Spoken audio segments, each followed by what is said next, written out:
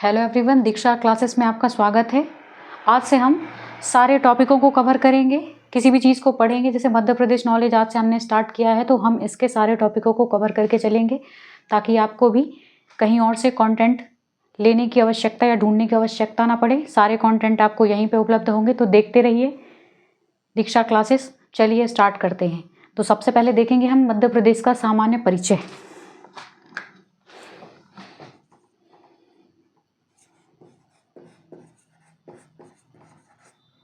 सामान्य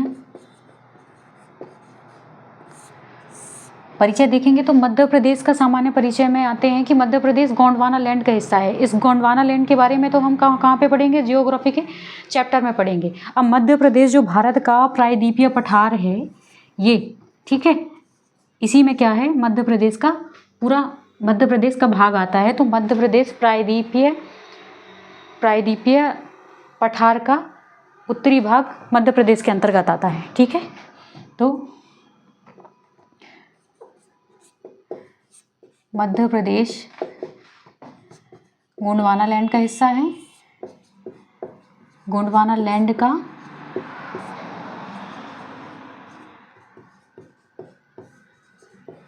हिस्सा है और प्रायद्वीपीय पठार का उत्तरी भाग, प्रायद्वीपीय पठार का उत्तरी भाग मध्य प्रदेश के अंतर्गत आता है। अब तीसरा पॉइंट है कि मध्य प्रदेश पूर्णतः भू-आविष्ठित राज्य है। अब भू-आविष्ठित क्या होता है, तो भू-आविष्ठित राज्य मतलब कि मध्य प्रदेश की सीमाएं ना तो किसी समुद्री तटरेखा को स्पर्श करती हैं या ना किसी समुद्र को स्पर्श करती है और ना ही किसी देश की सीमा से लगती हैं। तो जो ऐसे देश हैं जिनकी सीमा ना तो समुद्री सीमा को स्पर्श कर रही हो और ना ही किसी अन्य देश की सीमा को स्पर्श कर रही हो, उसे क्या बोला जाता है, पूर्णतः भू-आविष्ठित राज्य बोला जाता है। तो मध्य प्रदेश की सीमाएं किसी देश से नहीं लगती हैं, ना तो किसी समुद्री तट से लगती हैं। तो मध्य प्रदेश कैसा है, भू-आविष्ठित राज्य है। तो मध्य प्रदेश भू आविष्ठित राज्य है। अब बात करते हैं कि भारत में कितने राज्य भू आविष्ठित हैं। तो भारत में 5 राज्य भू आविष्ठित हैं, उसको भी लेके चलते हैं ताकि आपके जो मध्य प्रदेश से संबंधित जितने भी टॉपिक हैं वो क्लियर हो सकें, ठीक है। तो 5 राज्यों को देखेंगे। पहला तो हो गया हरियाणा, फिर मध्य प्रदेश से सटा हुआ है छत्तीसगढ़ की सीमाएं भी किसी भी समुद्री सीमा या किसी देश को नहीं छूती हैं। फिर आता है झारखंड और नीचे आता है तेलंगाना। ये 5 राज्य भारत के भू-आविष्ठित राज्य हैं, ठीक है। हरि मध्य छत्तीस झारते ट्रिक के माध्यम से हरि मध्य छत्तीस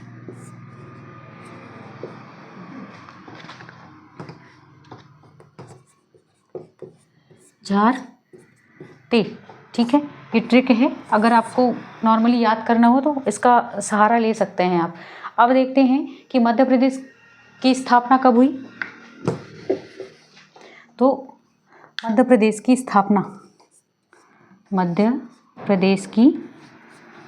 स्थापना सभी को पता होगा कि स्थापना कब हुई, 1 नवंबर 1956 को। 1 नवंबर 1956 को मध्य प्रदेश की स्थापना हुई। 1 नवंबर को मध्य प्रदेश दिवस मनाया जाता है, ठीक है। क्या मनाया जाता है, मध्य प्रदेश दिवस या मध्य प्रदेश स्थापना दिवस मनाया जाता है, ठीक है। मध्य प्रदेश के नामकरण की बात करते हैं तो मध्य प्रदेश का नामकरण पंडित जवाहरलाल नेहरू जी ने किया था, ठीक है। नामकरण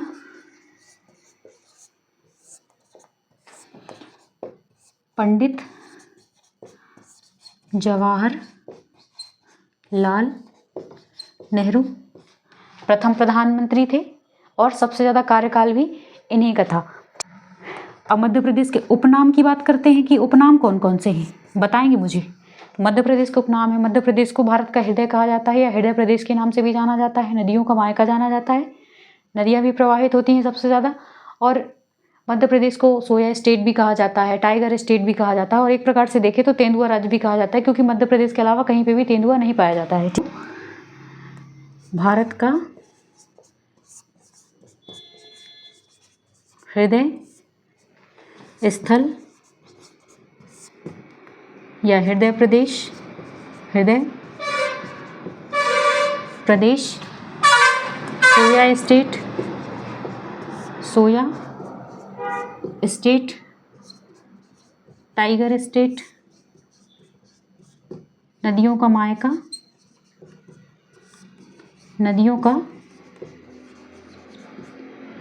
मायका इत्यादि कहा जाता है। इसके और भी उपनाम है जो अपन मेंस की जब अपन सीरीज स्टार्ट करेंगे तब पढ़ेंगे। ये प्री के लिए है, यह MPPSC प्री, क्योंकि सभी का सिलेबस कंप्लीट चलता है। CSET में भी तो सारे बैंक की तैयारी के लिए या मध्य प्रदेश के कोई भी एग्ज़ाम है तो उसमें मध्य प्रदेश नॉलेज काम में आता है। इसलिए अपन को सारे टॉपिकों को कवर करके चलना है ताकि हम आगे कोई भी अच्छा एग्ज़ाम निकाल सकें। अब देखते हैं कि मध्य प्रदेश का वर्तमान स्वरूप कब से है।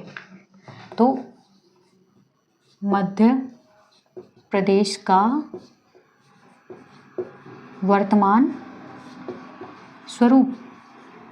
स्वरूप की बात करते हैं तो छत्तीसगढ़ जब से अलग हुआ है तब से अभी तक कोई भी राज्य का विभाजन नहीं हुआ है, तो वर्तमान स्वरूप उसी से निर्धारित होता है। तो छत्तीसगढ़ के अलग होने पर, छत्तीसगढ़ के अलग होने पर दो भाई बिछड़ गए, ठीक है, 1 नवंबर कब, 2000 को, ठीक है, तब से इसका वर्तमान स्वरूप चला आ रहा है। अब क्षेत्रफल की बात करते हैं तो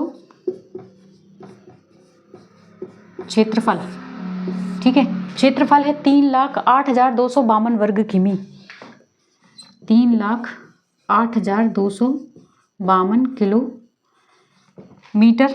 कहीं कहीं दिया रहता है 3,08,245 वर्ग किलोमीटर, ठीक है, वर्ग किलोमीटर।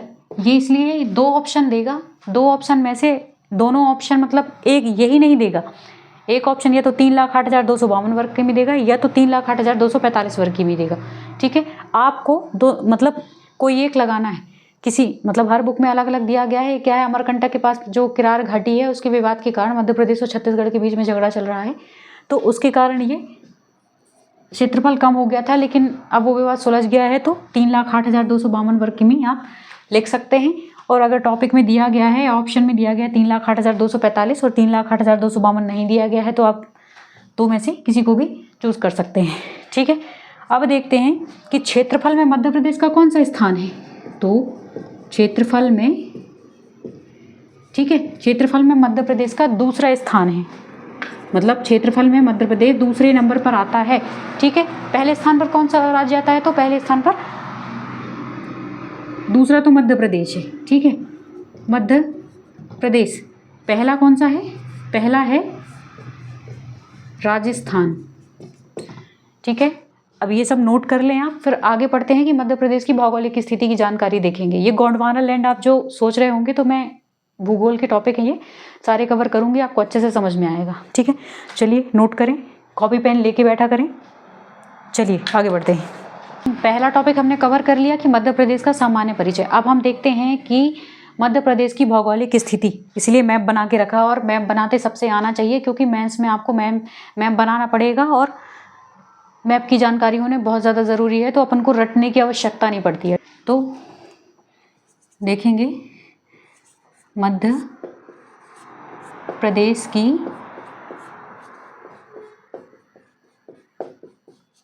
भौगोलिक स्थिति की बात कर रहे हैं। मध्य प्रदेश की भौगोलिक स्थिति को देखते हैं तो मध्य प्रदेश की सबसे पहले अक्षांश और देशांतर को देखते हैं। तो यहाँ पे अपन को ये देख के चलिए कि याद करना है, अक्षांश मतलब कि आड़ी रेखाएं और देशांतर मतलब कि खड़ी रेखाएं, ये याद करके चलना है। याद करने का अपना अपना तरीका होता है, तो मैंने भी ऐसे याद किया था। इसकी परिभाषाएं हम भूगोल में अच्छे से पढ़ेंगे क्योंकि अक्षांश देशांतर एक टॉपिक है तो उसको कवर करना पड़ेगा। तो मध्य प्रदेश के अक्षांश और देशांतर की बात करते हैं तो मध्य प्रदेश का अक्षांश कितना है?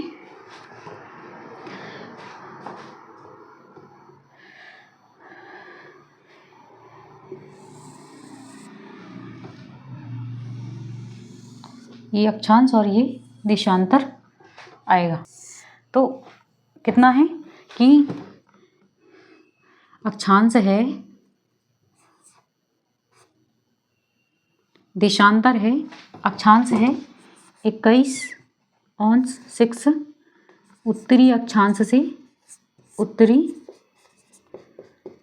अक्षांश से 26.30 उत्तरी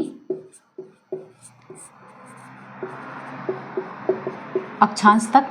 अब देशांतर की बात करते हैं कि देशांतर कहाँ से है, तो 74.9 पूर्वी देशांतर से 82.48 पूर्वी देशांतर। ये हो गया मध्य प्रदेश का अक्षांशीय और देशांतरीय विस्तार। इसको ऐसे जानेंगे, उत्तर पूर्व, ठीक है, अक्षांश में उत्तरी है और देशांतर में पूर्वी है। तो माना कि ये ग्लोब है, ग्लोब में ये दिशाएं हो गई, पश्चिम, उत्तर और दक्षिण। समझाने के लिए है आपके लिए कि आपको समझ में आना चाहिए। बाकी ये भूगोल के चैप्टर हैं, भूगोल अपन अच्छे से कंप्लीट करेंगे तो भारत का भूगोल पढ़ेंगे तो मध्य प्रदेश ऑलरेडी अपना कवर हो जाएगा। अब यहाँ पर है भारत की, यहाँ पर है अपना भारत। अब भारत क्या है, भारत क्या है, पूर्वी गोलार्ध में अगर खड़ी रेखाओं के माध्यम से देखा जाए तो इस साइड है पश्चिम और इस साइड है पूर्व। तो भारत किस साइड को आ रहा है, पूर्व में आ रहा है। अक्षांश ये क्या है, आड़ी रेखाएं हैं। आड़ी रेखाओं में देखिए तो ये तो उत्तर होता है या तो दक्षिण होता है। तो भारत कहाँ पे आ रहा है, उत्तर की ओर। इसीलिए क्या लिखा जाता है, पूर्वी देशांतर और अक्षांश में उत्तरी अक्षांश। तो ये ध्यान रखना है कि संपूर्ण भारत ही उत्तर पूर्वी गोलार्ध में स्थित है। तो कहीं दक्षिण दिया रहता है, पश्चिम दिया रहता है, तो पहले दिशाएं भी चेक कर लिया करो। ऑप्शन में टिक करने से पहले ये ज्ञान होना ज़रूरी है। ठीक है, आगे बढ़ते हैं।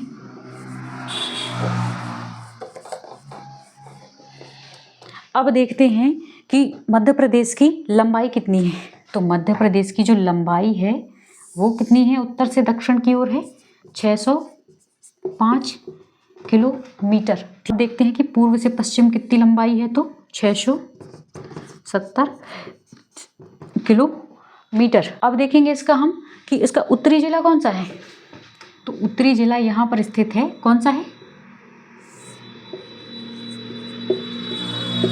मुरैना। दक्षिणी जिले की बात करते हैं तो दक्षिणी जिला है बुरहानपुर। पश्चिमी जिले की बात करते हैं कि सबसे पश्चिमी जिला कौन सा है, तो अलीराजपुर सबसे पश्चिम में स्थित है मध्य प्रदेश के। पूछे जाते हैं ये क्वेश्चन कि पश्चिमी जिला मध्य प्रदेश का सबसे पश्चिमी जिला कौन सा है, तो अलीराजपुर। पूर्वी जिले की बात करते हैं तो कौन सा है पूर्वी जिला, सिंगरौली। सिंगरौली को और क्या कहा जाता है, ऊर्जा राजधानी कहा जाता है।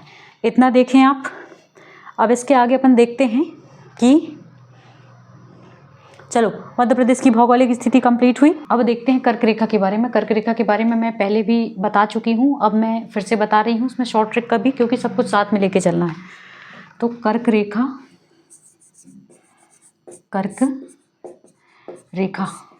टोटल मध्य प्रदेश के कितने जिलों से गुजरती है, तो 14 जिलों से गुजरती है कर्क रेखा।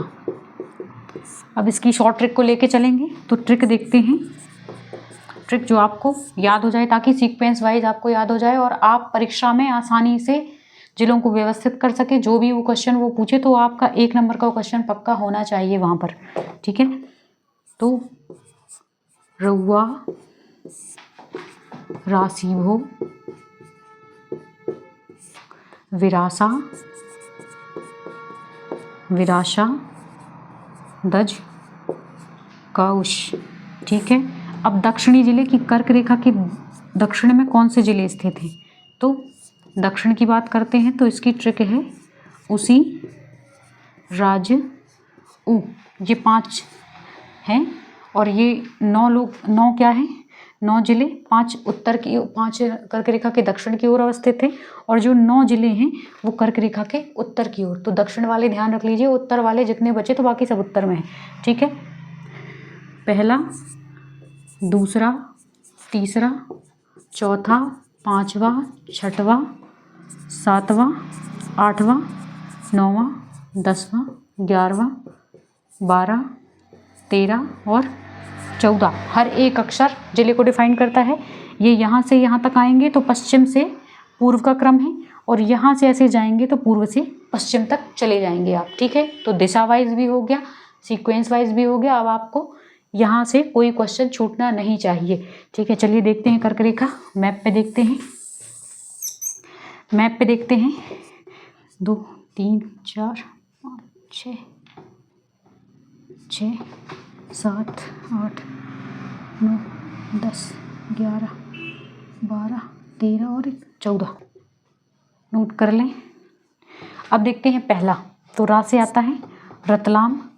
यहाँ पर नहीं दिया गया है, मतलब रा है तो ऊपर आएगा। पहले नंबर पे क्या आ जाता है, रतलाम। ठीक है, दूसरे नंबर पे उज्जैन है, तो उज्जैन नीचे भी दिया गया है, तो उज्जैन क्या है, दक्षिणी जिला है। दक्षिण साइड को लिखेंगे उज्जैन, उज्जैन। ठीक है, तीसरे नंबर पे देखते हैं कि तीसरे नंबर पे है आ से आगर मालवा। तो आगर मालवा कौन सा जिला है, आगर मालवा भी यहाँ पर नहीं दिया गया है, तो आगर मालवा क्या है, तीसरा जिला है और उत्तरी जिला है। ठीक है, आगर मालवा। चौथा जिला देखते हैं कि रा से है तो राजगढ़। यहाँ वाला सीहोर के बाद आ रहा है तो मतलब रायसेन होगा, क्रमानुसार है। कौन सा होगा, चौथा जिला क्या है, तो राजगढ़। नोट करते जाइए। पांचवें नंबर पे आता है सी, तो सीहोर। तो यहाँ पर सीहोर दिया गया है, तो सीहोर क्या हो जाएगा, दक्षिणी जिला हो जाएगा। तो पांचवा जिला क्या है, सीहोर, जो क्या है एक दक्षिणी जिला, कर्क रेखा के दक्षिण में स्थित है। अब देखेंगे भा से आता है भोपाल। भोपाल यहाँ पर नहीं दिया गया है, मतलब कि 6वें नंबर पर भोपाल क्या है, उत्तरी जिला है, तो भोपाल आ गया। 7वें नंबर का जिला देखते हैं कि विदिशा। विदिशा भी यहाँ पर नहीं दिया गया है, तो विदिशा जाएगा 7वें नंबर पर, उत्तर की ओर ही जाएगा, तो ये हो गया विदिशा। 8वें नंबर की बात करते हैं तो ये आएगा रायसेन। तो यहाँ पर है रायसेन, तो रायसेन जाएगा दक्षिण में 8वें नंबर पर, ये हो गया आपका रायसेन। 9वें नंबर पर देखते हैं कि क्या है 9वें नंबर पर। 9वें नंबर पर है सागर। सागर भी यहाँ नहीं दिया गया है, तो सागर जाएगा उत्तर में, ये हो जाएगा सागर। 10वें नंबर की बात करते हैं तो 10वें नंबर पर है दमोह। दमोह भी यहाँ नहीं दिया गया है। 10वां नंबर भी कहाँ जाएगा, ऊपर उत्तर में, दमोह उत्तरी जिला है जो कर्क रेखा के उत्तर में स्थित है। ठीक है, अब देखते हैं 11वां नंबर। 10वें के बाद 11वां आया जबलपुर। जबलपुर भी यहाँ पे नहीं दिया गया है, तो 11वां जबलपुर कहाँ जाएगा, उत्तर में, जबलपुर। मकड़ी के जाल जैसा बिछ रहा है सब, ठीक है, लेकिन समझ में आना चाहिए मैप के माध्यम से। 11वां हो गया। अब 12वीं की बात करते हैं तो 12वीं में आता है कटनी। कटनी भाई यहाँ पर नहीं दिया गया, सॉरी जबलपुर क्या है, जबलपुर दिया गया है यार, जबलपुर दिया गया है, आप भी ध्यान नहीं रखते हैं, सॉरी है ना। जबलपुर 11वां जिला जो है जबलपुर, वो क्या है, दक्षिणी जिला है। यहाँ पे आएगा 11वां और जबलपुर। अभी आप बता नहीं रहे हो, फिर कमेंट करके बताओगे कि मैडम आप तो गलत लिख रही हैं। चलो 12वां देखते हैं। 12वां जिला है कटनी। कटनी जाएगा उत्तर में, क्योंकि ट्रिक में बता दिया है मैंने कि कटनी उत्तर में है। ठीक है, उज्जैन, तो यहाँ 13वां है उमरिया। उज्जैन नहीं, सॉरी, तो ये हो गया उमरिया। उमरिया जाएगा दक्षिण में, 13वां जिला, ये हो जाएगा उमरिया। 5 जिले हो गए ये, 1 2 3 4 5, अब बाकी सब ऊपर। तो ये लास्ट जिला कौन सा है, शहडोल। ठीक है, 5 जिले कर्क रेखा के दक्षिण में और 9 जिले कर्क रेखा के उत्तर में। पश्चिम से पूर्व ऐसा जाएगा और पूर्व से पश्चिम ये आ गया आपका कर्क रेखा से कोई भी क्वेश्चन छूटना नहीं चाहिए, आपका 1 नंबर पक्का। मध्य प्रदेश की भौगोलिक स्थिति में हम ये भूल गए थे कि मध्य प्रदेश की उत्तरी सीमा किस नदी द्वारा निर्धारित होती है, तो किस नदी द्वारा निर्धारित होती है, चंबल नदी द्वारा। दक्षिणी सीमा की बात करते हैं तो ताप्ती नदी द्वारा निर्धारित होती है। पढ़ाने के हिसाब से मैंने मैप बनाया है, कोई यही नहीं बहती है ताप्ती नदी और यही चंबल नदी बहती है ना, उसका मैं जब नदियाँ पढ़ाऊँगी तो मैं बताऊँगी। पश्चिमी सीमा किसके द्वारा निर्धारित होती है, तो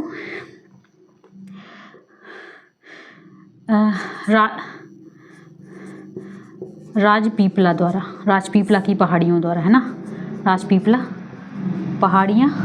और यहाँ पर कौन सी पहाड़ियाँ आती हैं, यहाँ पर आती है मैकाल, पूर्वी सीमा मैकाल पर्वत श्रेणी द्वारा निर्धारित होती है। चलिए हमारा भौगोलिक स्थिति कंप्लीट होती है। अब हम देखते हैं कि केंद्र बिंदु नोट करें, उसके बाद आगे बढ़ते हैं। चलिए आगे बढ़ते हैं। अब देखेंगे कि मध्य प्रदेश के केंद्र बिंदु, ठीक है, मध्य प्रदेश के केंद्र बिंदु, ठीक है। इसकी एक शॉर्ट ट्रिक है, शॉर्ट ट्रिक आपकी याद करने के लिए। देखिए मैं कितनी मेहनत कर रही हूँ और इससे भी ज़्यादा मेहनत आपको करनी है ताकि आप याद कर सकें।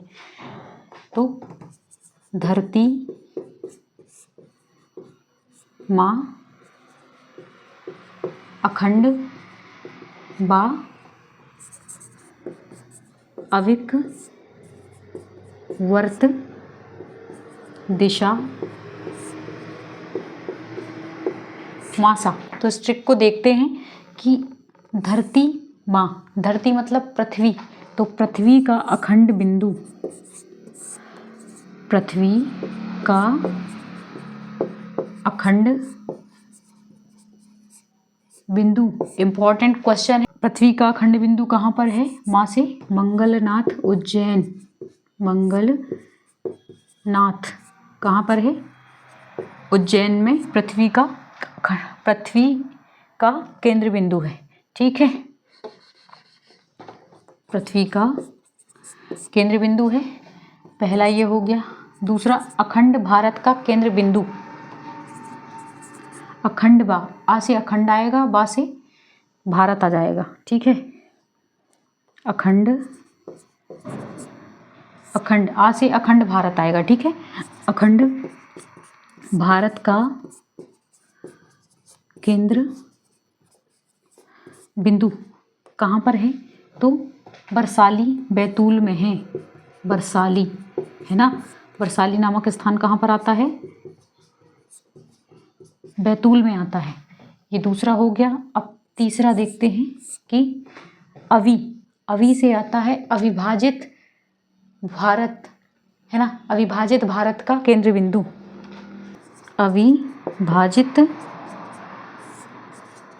भारत का केंद्र बिंदु कहाँ पर आता है, केंद्र बिंदु अविभाजित भारत का, तो का से कटनी, कटनी में आता है, ठीक है। अब तीसरा हो जाएगा वर्तमान, वर्त से आता है वर्तमान भारत का केंद्र बिंदु, तो वर्तमान भारत का केंद्र बिंदु कहाँ पर आता है, दिशा से क्या आता है, विदिशा, ये हो जाएगा चौथा, है ना, तो विदिशा में आता है। लास्ट बचा तो मध्य, वहाँ से आता है मध्य प्रदेश, पांचवा मध्य, वहाँ से आता है मध्य प्रदेश का केंद्र बिंदु, तो मध्य प्रदेश का केंद्र बिंदु कहाँ पर है, सा से आता है सागर, तो सागर में है। बिंदु आपको रटे होने चाहिए, क्योंकि आप ये वर्ड नहीं ढूंढ पाते हैं कि पृथ्वी का है, कि अखंड भारत का है, कि अविभाजित भारत का है, कि वर्तमान भारत का है। तो अखंड, अविभाजित, पृथ्वी, ये सब एक एक वर्ड इंपॉर्टेंट रहता है। एक वर्ड आपका 1 नंबर कम कर सकता है और आप उसकी जगह किसी और का आंसर उसके स्थान पर टिक करके आ सकते हैं। तो चलिए इसको नोट करें। आगे बढ़ते हैं, अब पढ़ेंगे राजकीय चिन्हों के बारे में। अब देखते हैं तीसरा बिंदु किस पे प्रकाश डालता है कि राजकीय चिन्हों पर। राजकीय चिन्ह, ठीक है। तो राजकीय चिन्ह कौन कौन से हैं? प्रतीक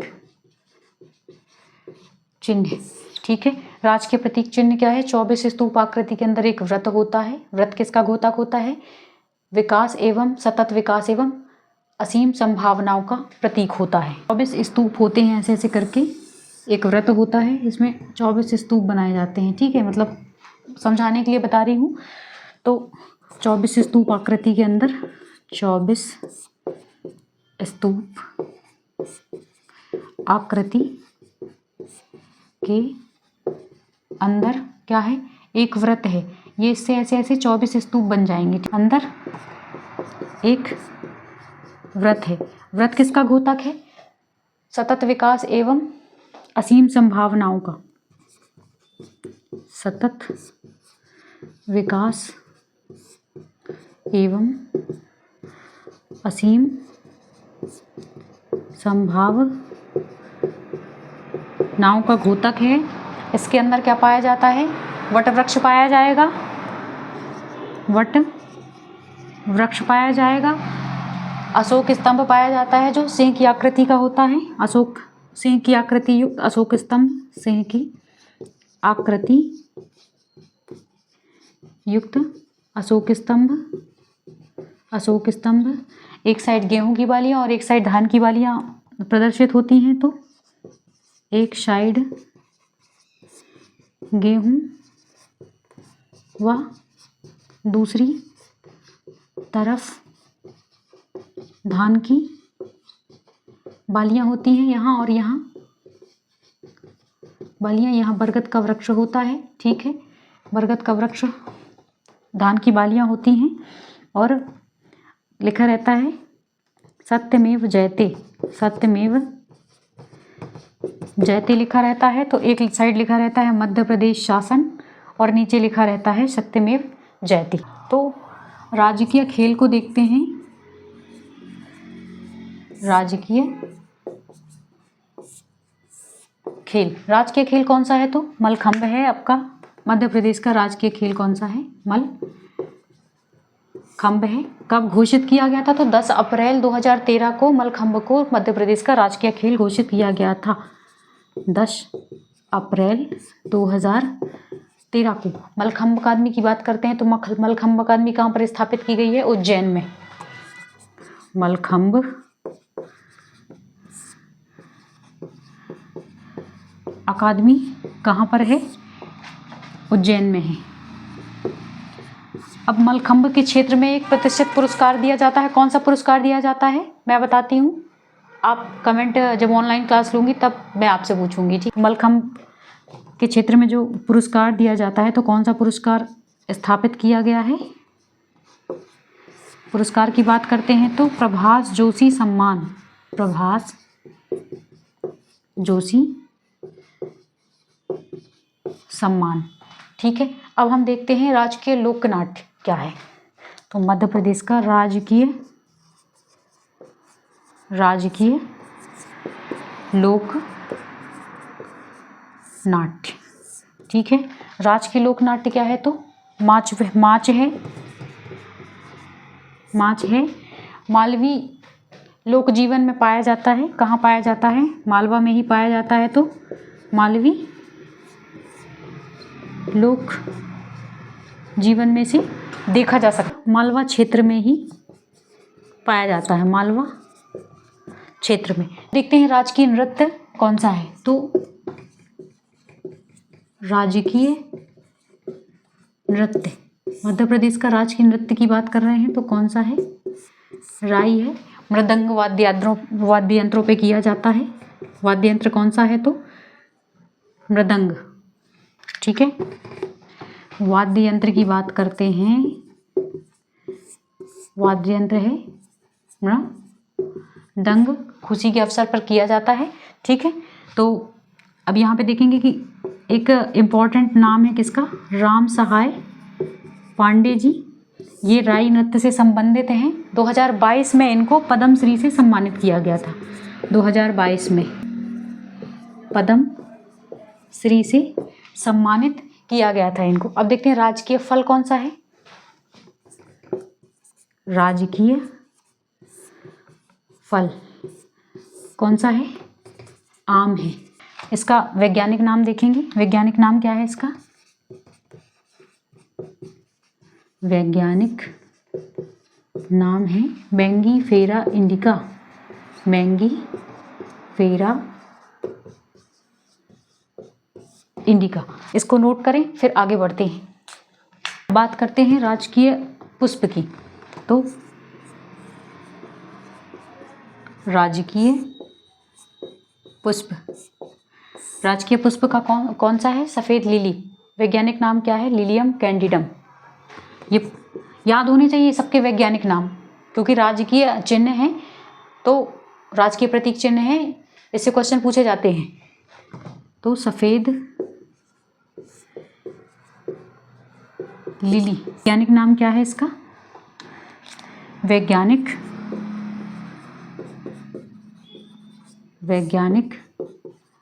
नाम है इसका लिलियम कैंडिडम।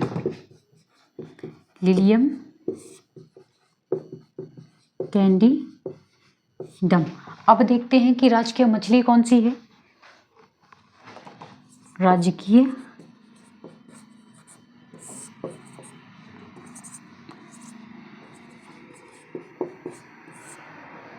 मछली, ठीक है, कौन सी है? नाम क्या है? महाशीर। महाशीर क्या है? वैज्ञानिक नाम देखते हैं।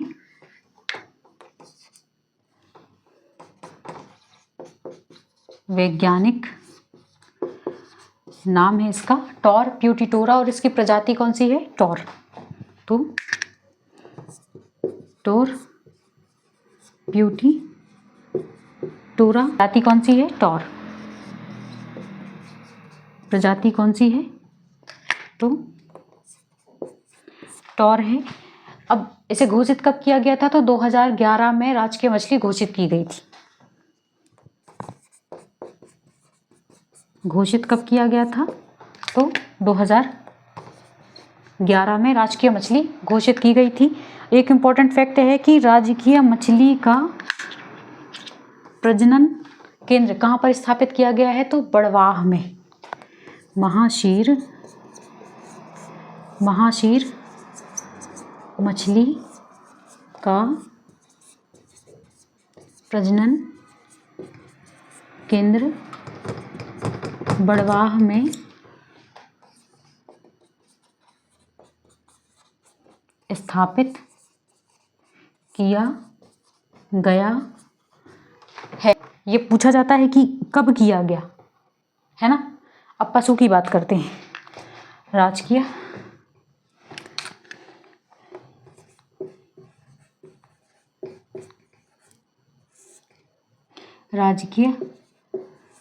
पशु, है ना, कौन सा है? तो बारहसिंघा। कौन सी प्रजाति का? ब्रीडरी प्रजाति का। बारहसिंघा कौन सी प्रजाति का है? ब्रीडरी प्रजाति का है। अब कहाँ पाया जाता है? तो सबसे बड़ा राष्ट्रीय उद्यान कौन सा है मध्य प्रदेश का? कान्हा किसली, है ना। स्थान देखते हैं कहाँ पाया जाता है। स्थान तो कान्हा किसली राष्ट्रीय उद्यान में पाया जाता है। ये उद्यान कहाँ पर फैला हुआ है? तो मंडला और बालाघाट जिले में ये उद्यान फैला हुआ है। मंडला बालाघाट में ये राष्ट्रीय उद्यान फैला हुआ है। अब इससे संबंधित देखेंगे कि कान्हा किसली राष्ट्रीय उद्यान ने अपना एक क्या लॉन्च किया था? भूरसिंह द बारहसिंघा, है ना, शुभंकर लॉन्च किया था। ठीक है, किसने? कान्हा किसली राष्ट्रीय उद्यान ने क्या किया था? एक शुभंकर लॉन्च किया था। भूरसिंह द बारहसिंघा इसका नाम था। Bhoor Singh the barasingha. डिज़ाइन किसने तैयार की थी? तो डिज़ाइन किसने तैयार की थी बारहसिंगा की? एक बारहसिंगा बना रहता है, उसकी डिज़ाइन की थी रोहन चक्रवर्ती ने। रोहन चक्रवर्ती ने। राजकीय पशु को कब घोषित किया गया था? तो पशु पक्षी वृक्ष, ध्यान रखना है ये इंपॉर्टेंट है। पशु पक्षी वृक्ष तीनों को इसलिए सीक्वेंस में बोला क्योंकि तीनों 1981 में घोषित किए गए थे। घोषित कब किए गए थे? 1981 में। चलिए इसको नोट करिए, आगे बढ़ते हैं। अब देखते हैं राजकीय वृक्ष। तो राजकीय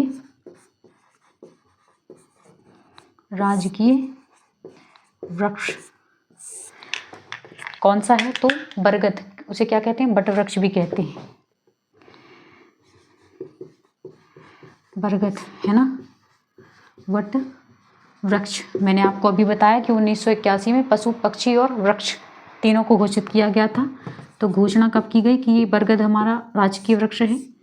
1981 में।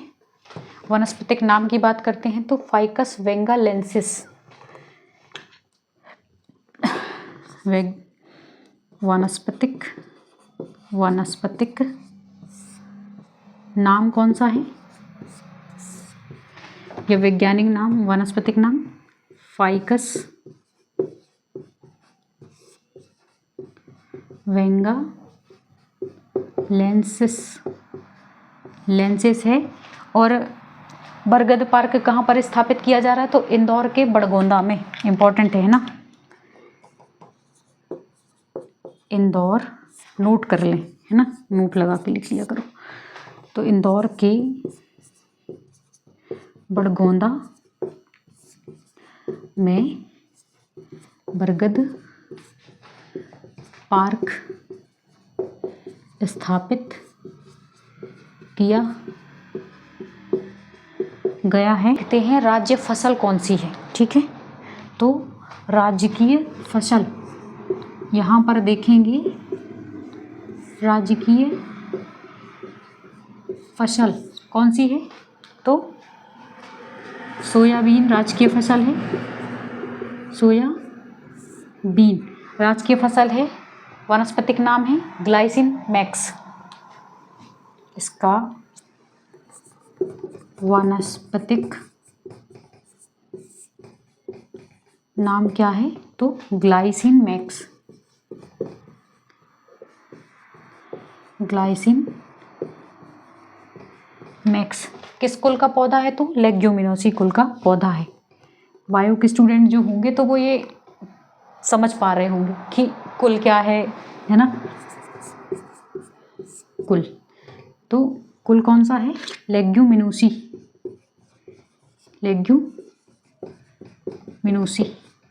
ठीक है। और सबसे ज़्यादा उत्पादन किस क्षेत्र में होता है? तो उत्पादन की बात करते हैं तो सबसे ज़्यादा क्षेत्र में किस क्षेत्र में उत्पादन होता है? तो उत्पादन होता है मालवा में। अब देखते हैं कि राजकीय पक्षी कौन सा है। तो पक्षी की बात हो रही है तो राजकीय पक्षी मध्य प्रदेश की बात हो रही है, अन्यथा दूसरे उसमें मत ले लेना। ठीक है, राजकीय पक्षी कौन सा है? सभी को पता है, पैराडाइज फ्लाई कैचर या शाह बुलबुल भी बोला जाता है, दूधराज बोला जाता है, दूधराज, शाह बुलबुल भी बोला जाता है, शाह बुलबुल। ठीक है, कब घोषित किया गया था? तो पशु पक्षी वृक्ष कब घोषित किए गए थे? घोषित 1981 में घोषित किए गए थे। इसका वैज्ञानिक नाम क्या है? तो टार्पसिफोनी पैराडाइसे। वैज्ञानिक नाम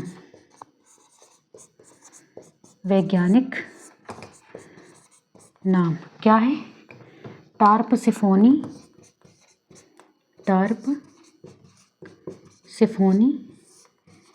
पैराडाइसे। मैं 2 फैक्ट भूल गई हूँ तो आप उसको नोट कर लें। एक आम वाले टॉपिक पे लिख लेना कि आम अनुसंधान कहाँ पर है? तो गोविंदगढ़ रीवा में है। आम अनुसंधान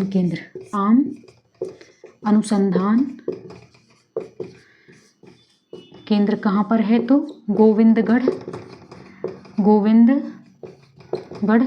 रीवा में आम अनुसंधान केंद्र स्थापित किया गया है। और एक बारहसिंघा का नाम भूल गई हूँ, वैज्ञानिक नाम क्या है?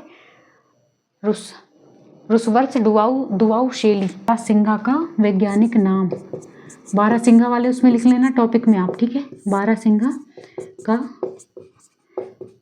वैज्ञानिक नाम क्या है? रुसवर्स डुआऊ शेली, ठीक है। आज का हमारा टॉपिक यहीं पर कंप्लीट होता है। मेरी मेहनत को सपोर्ट करिए, आगे से आगे शेयर करिए, मतलब कि मेरा कंटेंट, ताकि सारे स्टूडेंटों तक उपलब्ध हो सके। सारी क्लासेस टॉपिक वाइज रहेंगी, देखना ना भूलिए। दीक्षा क्लासेस, जो भी आपकी क्वेरी हैं कमेंट बॉक्स में दर्ज करें। जय हिंद, जय भारत। मिलते हैं अगले वीडियो में।